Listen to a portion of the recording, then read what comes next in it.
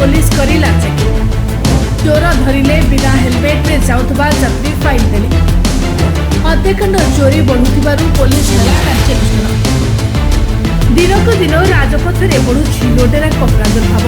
चोरी राहाजानी छिनताई मर्डर भली घटना भिआउछन्ति लुटेरा, जहाँफल राजपथ उपरे यातायात करने भय करुछन्ति लोक। राति एभली घटना अधिक घटुवा देखा जाउछि।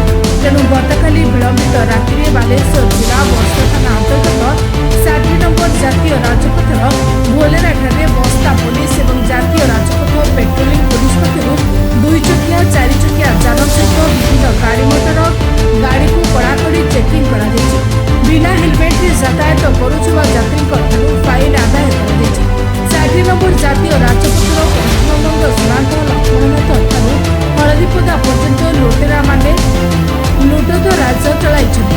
जेतेबेले निजकु एमवीआई परिचय दे गाड़ी मोटर अटकाई लुट करछन्ति तो केतेबेले पुलिस आरटीओ पुरी चांदा आदाय करछन्ति।